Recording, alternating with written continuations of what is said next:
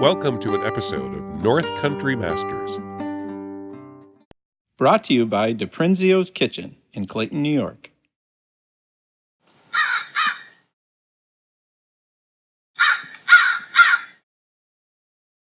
There's nothing else there but the crows.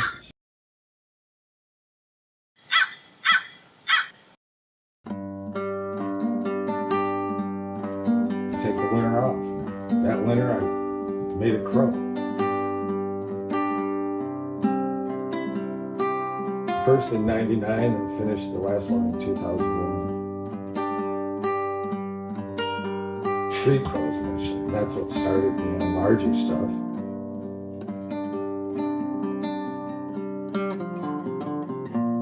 I was heralding in the millennium and Y2K.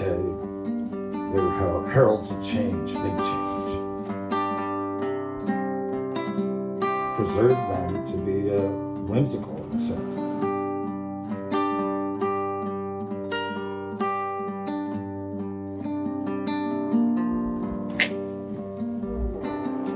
Hey, how you doing? Welcome to Omar. You're calling it the Moonwalkers. Is that what you generally refer to it, like as a working title, or? Well, nobody understands it, and they get confused, and they go, what's that? What's a moonwalker? Well, I mean, they're like aliens on their own planet to me, you know.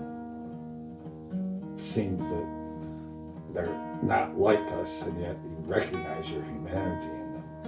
If I've done a good job, people can see through their pose. And where'd the initial idea come from? Do you remember? I always wanted to do large figures, and I always wanted to do good social commentary. And I finally got confident enough with my welding and experience that I decided to start and try to make a human figure. And the first 3 were pretty crude that we did, using caging and some sheet metal. And they were more like Tin Man sculptures on sheet metal shops. And finally I got to be able to handle the compound curves in some different ways. And every time I did another statue, I started handling it in a different way, different method or technique. And started to become really satisfied with the sculpture itself. And got over the hump and hurdles of how to do it. And so the 4 or 5 figures that are out there in the field are what I'd like to see if I made more.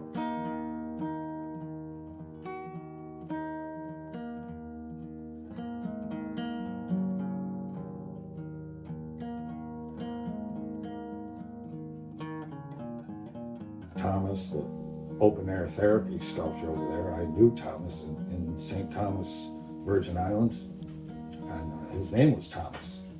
He considered himself St. Thomas, and it is a long story that's attached to him, how he got that way. But everybody in the whole community supported him.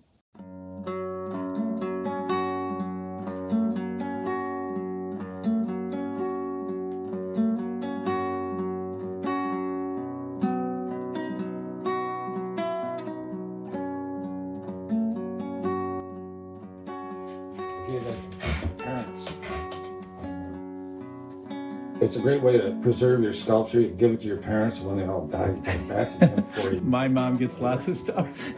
That's so you can keep it, you know. Memorial Day weekend, 1971. People were separated from their families, you know, and a lot of dissent. I had this little gallery in Clayton on James Street, and I saw this red International Harvester flatbed steak rack coming down this road, and it looked like it was piled high with sticks, and there were a bunch of hippie guys sitting on top of it, and one of them was Will Salisbury, and he looked just like Josie Wales, the outlaw, and he jumps off the back, and he comes right over, and we start talking. I see you're selling art, and I think this is the place to sell this furniture. He pulled out this love seat, and I'll be back later this summer. I put this bench in the gallery, and along midsummer came this lady, rather tall and stately, and her husband, a gentleman, and they came in and looked around, but they settled on this bench. She gave me the cash. She asked me, well, who made the bench? At that point, I told her Will Salisbury, and she registered a small shock she said, well, when you give him this money, give him this phone number and tell him to call me. A day or two later, Will came to town, and he came to the shop, and he said that the phone number was his mother's, and he had not talked to her in about 2 years. Because of that bench, which she didn't know he had made, they got back in touch with each other. Eventually, she passed, and Will got that bench. I ended up buying the bench back, and I have it at my house.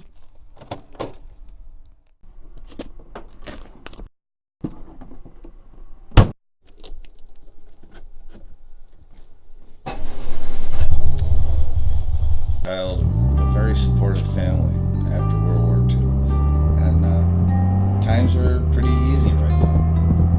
I changed a lot during that period, was troubled, but things I'd like to be remembered for in the end was that I was very affected by things I saw and experienced in young adulthood. Social commentary and my commentary on the human condition is what I guess I would like to be remembered for and be my legacy.